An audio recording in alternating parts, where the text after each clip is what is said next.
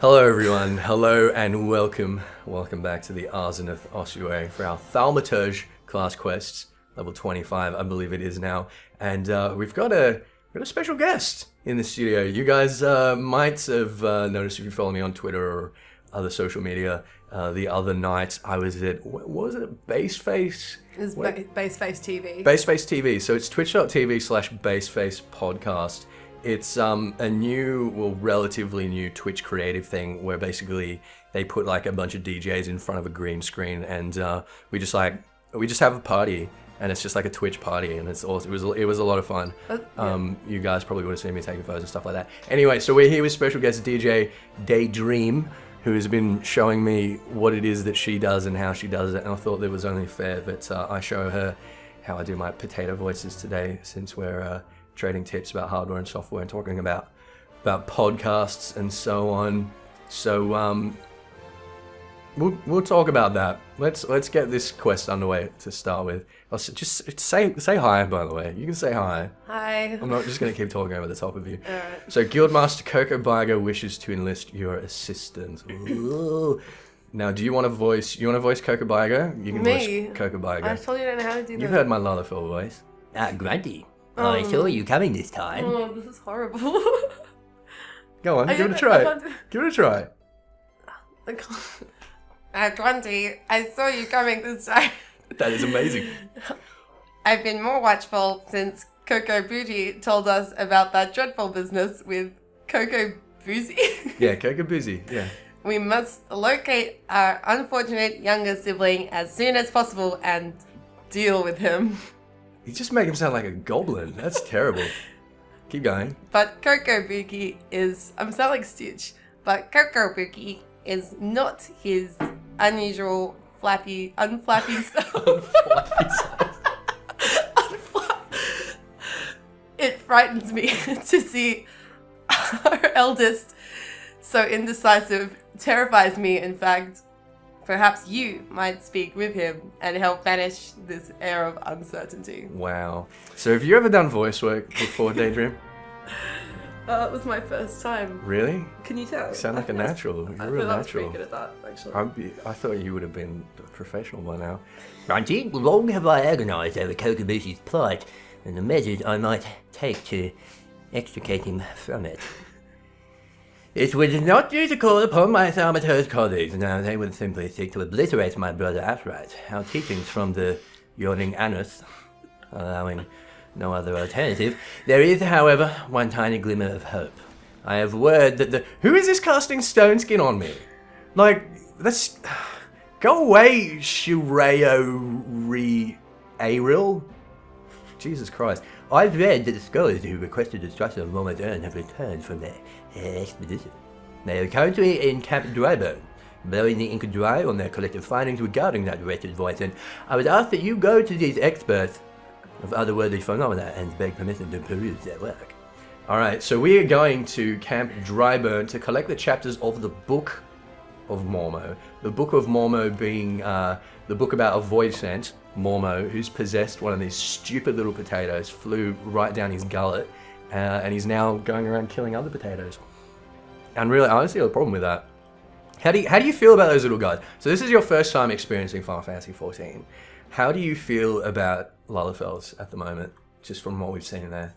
Which one's a Lullafill? It's the potatoes, the little short ones, the ones what you and I are voicing. I feel like they're the most endearing because I don't know. Really? You feel like they're endearing? Yeah, sure. I feel like they're the underdogs. You feel like they're the underdogs? Yeah. Okay, so where we just were there is a whole city of militarized Lullafells that literally enslave like everyone else, and they've got billions and billions of dollars, and they're absolute scumbags. Oh. And they just backstab each other. So my analysis was wrong? No, your analysis could not be further from the truth. It's all an act. It's all a performance. Collect the chapters of the Book of Mormo. Now, where do we get any better directions than that? Because this could be anywhere. In Camp Drybone. So it is going to be in Camp Drybone. 3 void maths. Okay, all right. We can do that. So tell us about Baseface TV and about what you were doing there. Really? Yeah, what was up with that? I mean, that was great fun. Like, it's Twitch. That was really fun. That was the most fun I've had DJing, actually, because I usually DJ in clubs. Mm-hmm. And I brought you up with me to this awesome Twitch setup. Mm-hmm. You could probably explain the setup a lot better than I could. Well, first we got a smirking void mouth here. He's smirking for some reason. If you seek the definitive word on Mormo, then seek no further. I've penned an in-depth analysis of the most cunning ritual, a method contrived by the mages of hell to annihilate the soul, and this especially potent voices. When it comes to draining such a creature with etheric energies, one must... but I have not the time to stand here explaining the intricacies of shaping arcane pottery. Here, take my chapter and read it at your leisure. All right, thank you, smirking voidmouth. I was expecting him to be a little bit more sassy with us, given his name. Yeah, so Baseface TV. It's this studio setup in. It's a fairly big studio apartment. I got a green screen there, and just like it's a really impressive setup. For I think they only do it once a month. They only do it once a month, yeah. So what's actually, maybe once every couple of months even. I think Ben was saying once a month. So what's the purpose of it, as you understand it? Honestly, they literally just invited it to a month ago. Yeah. And I had no idea what I was in for. Mm-hmm. All I knew it was just a live screening DJ performance. And it was really fun. It was really fun to do. It was really fun to watch as well. Thanks for any of you guys that watched that. It was really funny. Very out of your element. If you guys weren't watching it, if you weren't up at like 3 o'clock in the morning or whatever time it was for most of you, when it was peak hour for us, you missed me twerking. You're actually an amazing twerker. I know, I'm an amazing twerker. I've got quite a booty. Got quite the booty on me. Junk in the trunk. Some junk in the trunk. Ooh. Now, where is this last fucking... Oh What's my god. that thing? Where'd you get the... That's a griffin. Oh, where'd you get the griffin from? It's my baby. It's my baby griffin. It just came out of Hammerspace.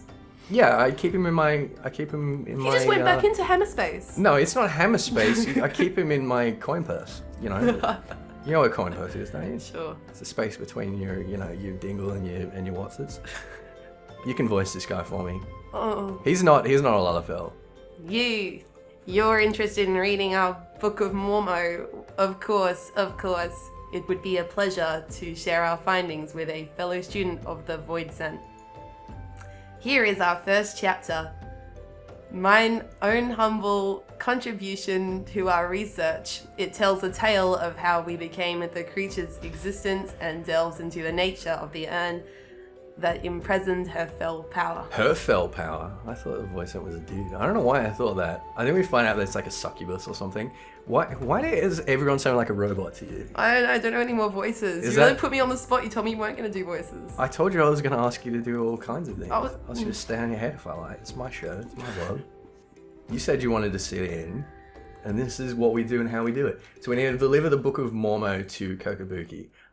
Do you think that's at all based on the Book of Mormon? Do you think that's a joke? Because Matt Stone and Trey Parker, the producers of South Park, they made a musical based on the Book of Mormon. It's very funny. It's very, very entertaining. It's very offensive and very funny. Is this South Park we're talking about? Yeah, it's the producers of South Park. They made a musical called The Book of Mormon, based on Mormonism. Oh. And they won a bunch of Tonys. Like, it was really good. Oh, great. Yeah. We should watch it. It was really... We should watch it. While we're coming back to Kokabuki, why don't you throw a question at me? I've got the chat open from the last episode there. Oh, I'll try. It saves me from having to tear my eyes away from Grunty's beautiful booty. Alright, I'll try my best. There's already several words here, I don't know. Any thoughts on going over the purposes of some of the armor sets? I'm kind of interested in the Savant set. Savant, yeah. Especially the Ethys. We'll point to it. Oh, the Ethys gauntlets. Do they supercharge the Scholar's Grimoire? Grimoire, yeah. Grimoire. Or are they more of a battery? Well... It could really be either, like, it is more of like an etheric battery. As you know, the Scholar, we're pulling ether from our surroundings, and most of the books you see, they'll have like a little gemstone or something set in it, and they'll be using like ethereal conductive ink. It's really just an extra thing. It's like, hey, why don't we have some pockets full of batteries while we go? So if you're in, I guess, in a situation where there's not a whole bunch of ether around you, or you're low on reserves, I guess you could think of it as like supercharging your ether flow. You know what I mean? Maybe giving you extra ether flow stack or something like that. Anyway, Kokobuki, we're back with Kokobuki. Do you have the 3 chapters of the Book of Momo? What do we got? Scientific study into the characteristics of void scent seductress known as Momo. Okay, so it is a succubus. I don't know if I believe that would be particularly scientific. I don't think those terms go together necessarily. The histories unearthed in the ruins of Sil'dih depict the suffering wrought by a singularly powerful voice and the cunning and terrible seductress known as Momo. Now, I'd totally forgotten that Momo was involved with Sil'dih. With genius born of desperation, the mages of the now fallen city fashioned an urn that would drain and imprison the etheric vitality of any creature that laid a hand or claw upon it. So this is obviously based on the Maki technology and the coffins that we see them carrying around the Weeping City and the Void Ark. I guess this is some like vague, shallow approximation or some remnant of that technology. Momo, believing she was receiving a gift of appeasement from the beleaguered citizens, found her very essence drawn forth and trapped within the ensorcelled pot. Over the course of several centuries, the captive etheric energy was intended to weaken and dissipate, allowing any surviving descendants to safely shatter the urn and thus destroy Momo's innervate spirit. The pot's lid was never to be opened again. To do so would release the ravenous voice and doesn't seem very well designed, does it? freeing her soul to enslave the nearest mortal vessel. Like, you think you'd make a lid that couldn't be removed? It's like, that old Star Wars joke about, the trash compactor being impervious to laser bolts, and why didn't they just build the whole Death Star out of the stuff that made the trash compactor? I feel like this is similar to that. I'm very familiar with that. Yeah, you're super familiar with Star Wars. As possession of this nature is irreversible, the only mercy afforded such a host would be a swift and decisive demise. Oh, that's no good. We're gonna have to kill a potato. Oh, damn it. Damn it. We're gonna have to kill one of them. It's the moment you've been waiting for, oh, for no. a long time, isn't it? Oh, no, dear me. This explains Momo's fixation on Thaumaturge. Thaumaturge. Word of the day, ladies and gentlemen. Thaumaturge. That's outstanding. I love seeing words that length. Like, look at that. That's beautiful. That's beautiful. Kokobusi's body provided little arcane sustenance for the weakened voice and forcing her to prey upon richer sources of ether to restore her hideous power. This morsel of information may prove most vital. In fact, it may be the only glimmer of hope her poor sibling has. If I hand this work over to Kokobuga, I shall be along momentarily. Alright. Well, we're back to Kokobuga, and I seem to recall that Kokobuga was your voice, so... Oh no! That's your mate. That's Stitch there. Shudder. I'm not supposed to say Line. I'm not supposed to write the word shudder on my... Direction, please. Can I just read it? I don't know how to do it. Yes, you can just read it. This is work devoted to studying that nasty voidson. I should hope it provides some hint of salvation. Let's hope so. Alright, here we go. 3 chapters of the Book of Mormon. What do you think, Kokobuga? I don't know if you can even read based on that voice. Is this me? Yeah, that's you. Kokobuki. These passages hold naught but misery and despair. It seems we have little choice but to employ our traditional approach. Traditional approach? Oh no. Though fraught with danger, there is one solution that promises an alternative to killing Kokobus. If we fail, however, it will likely mean death for us all. Who is this mad mage that poses our eldest brother? What of avoiding the threats or eliminating the risks? Is that not how we thaumaturges do battle?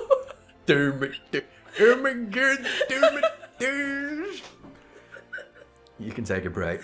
Thank God. With each passing moment, Momo draws ever closer to her full strength. It pains me to even suggest it, but we should strike now, Kokobuki, while the voice entry is yet feeble. I share the self-same sentiment. Sorrowful though it may be, we must slay our enslaved sibling, and soon. You see that alliteration?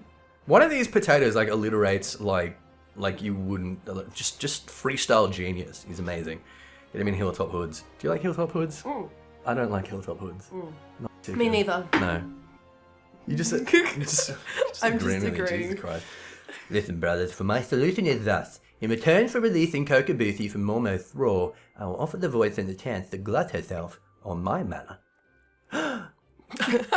It was really cute.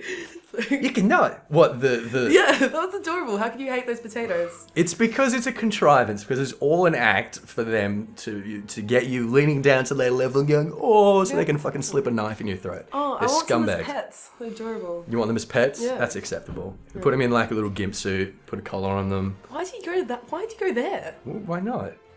You said pet. You're already Yeah, implying that... why All are right, you okay, linking you know what? pet and gimp suit? You know what? That's your thing. Okay, that's my thing, fine.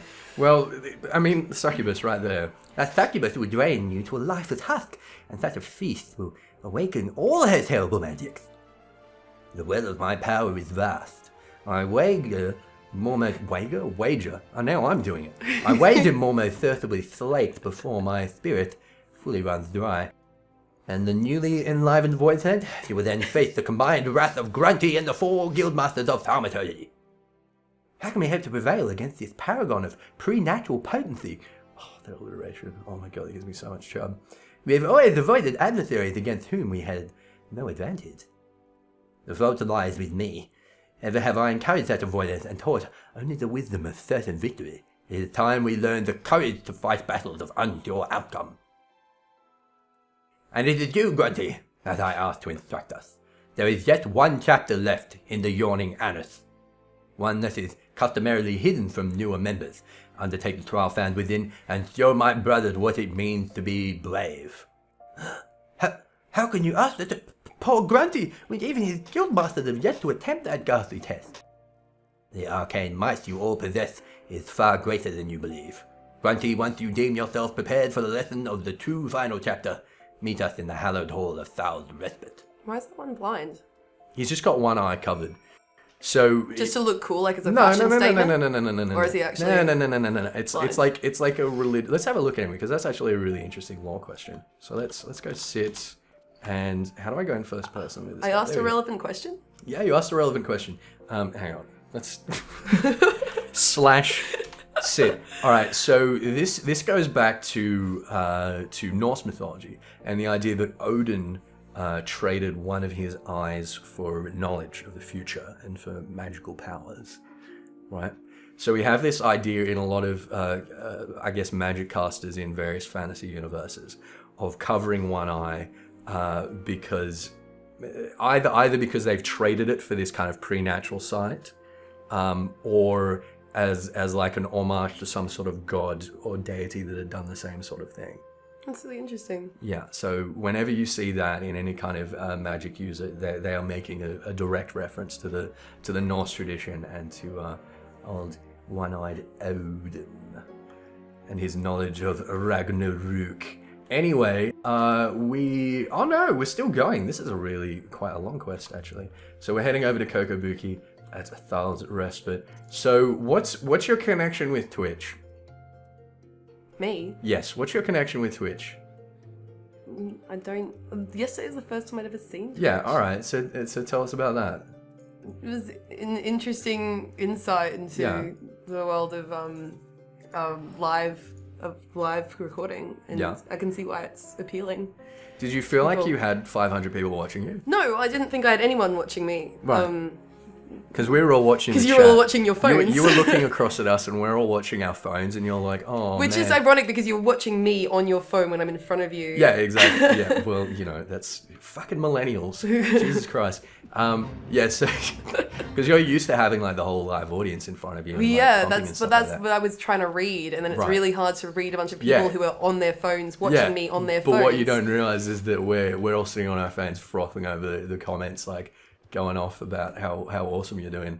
Oh, Twitch. really? Were they? Yeah, no, people were really impressed. Everyone's having a really good time. You didn't tell me that. Yeah. So how does it feel, I guess, making this sort of digital transition? Because you're starting to, so you do, I believe, a weekly radio show with a local radio station here, right, in North Sydney. Mm-hmm. That's right. And you're just sort of transitioning that over to like a podcast form. You're publishing that in podcast form, right? That's right. So I guess you're at the point at the moment of beginning to like digitize, I guess, both your radio work and your music, both in production and in like your mixing and stuff. So what's that experience like for you? This is exciting. I'm always taking like new steps to do new things with my life and always push forward and learn new stuff and always throwing myself in deep water. I think the next step is I want to, like I think I told you a couple of weeks ago that I wanted to start a YouTube channel. Like I want to go get a GoPro and start filming because my radio show is about, I host DJs on the radio show. Right. And I interview them and they do live mixes for me. And then I put those up as a podcast, like both the interviews and the live mixes. But I want to film them professionally. So you'd like to be able to have film with it as well, so you can put it on YouTube. So I can put it on YouTube. Well, and I guess the think, only problem there is that you'd have some copyright issues because you play a lot of licensed music. Yeah. Well, I want to turn it into a bit of an Ellen thing because I want to have a dance with them, like a dance off like I did last week with that Netflix. Was so funny. Oh my God. I want to do that every week. I'm going to make them dance off with me. Hey, we got some action here. All right. Kokabuki. I regret having to drag you into our family's troubles, but I'm confident that with the many and terrible trials you've betted already, you will prevail once more. The hidden chapter of the yawning anoose. Abyss. No, it's yawning anoose. Oh. See, right there, it says yawning anus. Oh, that's right. That? Sorry, I misread that. You're right. Yeah. It does say yawning anus. It says yawning anus. Presents a trial that challenges the accumulated knowledge and skill of a single thaumaturge. You must employ all the tools at your disposal if you hope to seize victory this day. Let the trial commence! If your level is above 29, it will be synced. Or level 27, we're fine. So what's the next step for you think, in this, I guess, process of going towards this dying medium of radio, towards what the cool young kids are doing? Oh no, I'm just doing it as like... Oh no, the void spills into a realm unwilling of English shadow! Hell, you're going to catch another Zubat. Yeah, dog, we're going to catch another Zubat. Unbelievable, you were playing the game. Yeah, well, it was right there in the middle of the studio. Did you put that on Twitter too? Yeah, I put it on Twitter, so you guys would have seen me. I took a photo of Daydreme. She had a fucking Zubat flying right in front of her. I was just like incidentally playing Pokemon Go because, you know, I'm concerned about the safety of my peers. Lo and behold, there's a fucking Zubat like right in the middle of her set. It's so obnoxious. So you guys would have seen. Yeah, the Zubat's the obnoxious one. I wasn't getting in your way. It was a Zubat that was like flying around in your face, dude. Yeah. I was just I was in your favor. I was in your real favor. Let's. Yeah, I guess I owe you one for that, don't I? Yeah, you do. You owe me a Zubat. You owe me one Zubat. I thought did you not catch the Zubat? Actually, we should see if there's one. Is there? Are you kidding? We're not going to play Pokemon Go right now. Is there? Well, for all we know, this because you see, I'm playing a casting class, right? So if something hits me, like it interrupts my cast, and what I is end that? up, Is that a rat? No, they're like weird. They're like slug things. Void Duros. They're slug things. Yeah. So for all we know, there could be. Look, see, I've been silenced. How do you know that wasn't a Zubat? What? Where's Pokemon Go? Can you just hang on? Do you want me to? No. I don't want you to do that. I want you to. I don't want to die. I need to physic myself a little bit. Sorry, guys. I'm trying to play with one hand, and I know like Thaumaturge is like all about the one hand plays. But can one of you dickheads heal me? No, not even a little bit. All right. I'm actually having to focus here for some stupid reason. All right. Let's blizzard them. All right. So we'll bind them in place, and then I can run over here, hide over here, and heal myself up for a minute. Okay. So Pokemon Go. And I'm stuck on a loading screen in Pokemon Go because apparently the last Zubat I caught broke my phone. So that's neither here nor there. That's unfortunate. I'm sorry about that. So why don't you have Pokemon Go? Why don't you have Pokemon Go? Because it requires your camera to act as a viewfinder. Right. So why do you really not have Pokemon Go? Because it requires your camera to act as a viewfinder, and my phone doesn't have a camera. Well, you could afford a new phone. No, I'm pretty poor. No, you're not. I'm pretty poor. Once again, you defy the void. The final nightmare approaches. Oh shit! The Lord of Flies cometh. I don't know about the Lord of Flies. This is a pretty big fly. He's pretty gross. What do you think of him? That's sexy beast. Yeah? That's pretty hot. Do you want to make him a pet? Do you want to put him in a gimp suit and like tie him in your bed? Yeah, and fly him around on my leash. Fly him around on your leash? Yeah. Yeah? Yeah. That'd be real good. Yeah. Let's transpose. Let's give him a blizzard. I don't know if you noticed, but I'm not particularly good at Thaumaturge.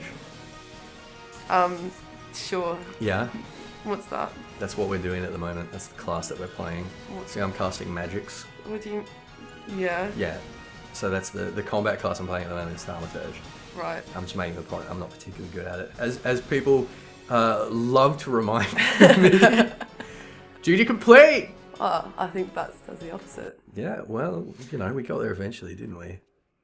I don't know why question of the day. What's up with the Pokemon Go servers at the moment? I cannot stop shaking, but I think this may actually be excitement. Do you see now, my brothers? With the primal energies of the Thaumaturge at your command, there is no threat which you cannot overcome. Perhaps there is a chance to save Kokobushi. I need to reconsider some of my strategies. It seems we may have been wasting our potential. I would never have believed it possible for a mage to show that courage and live. What a wonder Grunty was. I feel my fingers itching to fling fire with a fury. What do you think? You got itchy fingers? Have you ever had itchy fingers? That's such a weird question. Yeah, well, we're talking about itchy fingers. Have you ever had itchy fingers? No. Imagine, my siblings, what towering enemies you might topple should you stand firm together. Really, you've never had itchy fingers? Because it just seems inconceivable to me. Yeah, right? because how are you going to scratch your own fingers? Yeah, like, because you can imagine, like, having pretty much anything itchy. Like, I can imagine having, like, an itchy toe. For some reason, I can't imagine having itchy fingers. You feel me? Yeah. No? I feel Yes? your itchy No? fingers. You feel my itchy fingers? Yeah. Thank you, Grunty. Your inspiring display of magecraft has set the minds of my brothers reeling with new possibilities. Let us now return to the guild and discuss what is to come. You can give us one more question. Okay. Will you ever continue the ARR Abridged series? Yes, next question. Okay. Will I chose that one because it had no words that I didn't recognize.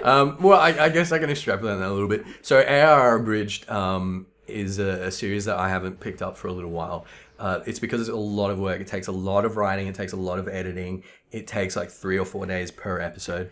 And at the moment, since I'm trying to put out a new video basically like every second day, every third day at absolute worst, it's really, really hard to find the time to pick it back up. So I think when we have a bit of a content lull and I'm not working on like new patch stuff, I'd absolutely love to come back to it and smash through the rest of the 2.x series in Heaven's Ward. So I might do that, assuming we get a content lull somewhere in 3.5. So yeah, the answer is yes, and I'd expect to see it around that time. Oh, I'm gonna barf. Oh, I'm super barfy. Drank too much coffee today. With a formidable team you all shall make. Kokobago, Kokobani, Kokobazy, Kokoboha, Grunty.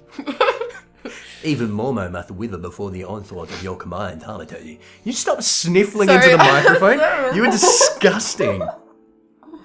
But before we engage the voice sense, perhaps some time is needed for my brothers to unlearn their ingrained inclinations. Meanwhile, I suggest you hurl yourself into the chasm of your studies. Your fearless Thaumaturge is as a beacon to us all. All right. Can I ask you another question? So we got... Yeah, you can ask another question. Do I say the name? If you like. Okay, this one's from Jonathan Bessick. Hey, Ethys. Hi, Johnny. Yeah, hey, John. Thanks for your question. Hey, Ethys. I have a lore question. Mm-hmm. Hydaelyn. Hydaelyn is referred to as the star in the Guron cosmology. In the... You know what? I can read the question. Guron cosmology. In the Garen cosmogony. I thought that was my one job, was to read the questions. That's one of my videos that you've probably seen. Wait, the Garen cosmogony? No, I named the video after it. Garen cosmogony was that little quote that we got at the end of 3.1. Okay, but when we look up at the sky, we see other stars, these parts of Hydaelyn, or what? Okay, so when we talk about stars in the Final Fantasy XIV universe, we're basically conflating a star and a planet. When we refer to a star, we're referring to a astronomical body of condensed ether. So when we see things like the Stardust Rod, that's made of stars that were pulled down by Shitoto and chopped up into little bits. And we talk about other stars, they can either be bits of ether that are orbiting Hydaelyn, or they can be other worlds. And when we think about the sort of Final Fantasy multiverse theories, you know, a lot of people will say, oh yeah, the worlds from, you know, Final Fantasy VII, Final Fantasy X, they're just other stars out there among with Hydaelyn. So hopefully that answers your question in the most basic and simple ways possible. So we're going to take what are we going to take? We're going to take some silver speckles. because why not? Event cancelled, you were unable to carry any more items. I said I was going to empty my inventory last time, and I didn't. I lied. So let's hope we can take a fuck me right in the face. Bacon bread. Let's eat some bacon bread. Oh god, I go for some bacon bread right now. This reminds me of RuneScape.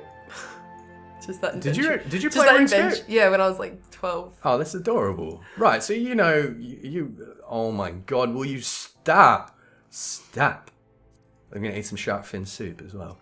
Why not? All right, let's try this one more time. I'm really sorry, everyone, because this is the second time we've done this. I said last time that never again. There we go. And now our inventory wasn't even full. We could totally fit more than that. Anyway, look, Daydreme, thanks for hanging out.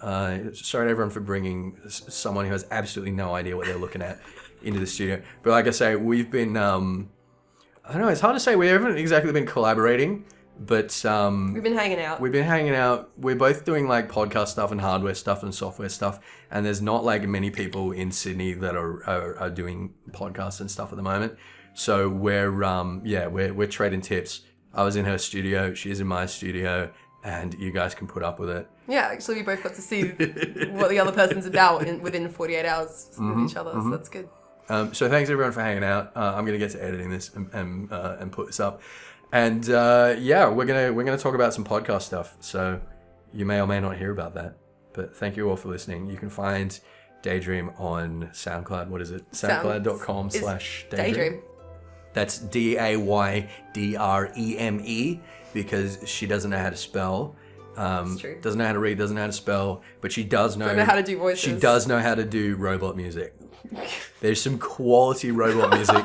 You just put out your first. You've got this new group called Camouflage for Cats. You just put out your first. Yeah, we did. EP. Yeah. Am I saying that right? Isn't it? Is it an EP or no, what is it? It's a single. It's a single. An right. EP is like a collection of. Yeah, 5 I songs. thought that you had a few. Okay, so No, it's a single. we just dropped our first one. We did just started a production duo with my friend Lucas Edward, DJ Lucas Edward, and called Camouflage for Cats, and we just dropped our first remix. Yeah. So you guys got to check that out. That's on SoundCloud. Okay. Camouflage for Cats. SoundCloud.com/ I think it's camouflage_for_cats. All right, and you should find a link to that from Daydreme. Anyway. Yeah, you will. So check out, listen to a podcast if you guys like robot music. I've reposted that. And if you're interested in, I guess, the Sydney music scene, it's a pretty happening place for people who know about it, unlike me.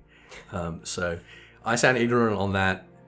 So that is what it is. Thank you all for listening, everyone. I'll see you in our final episode of Thaumaturge Class Quests, level 30. Bye. Bye.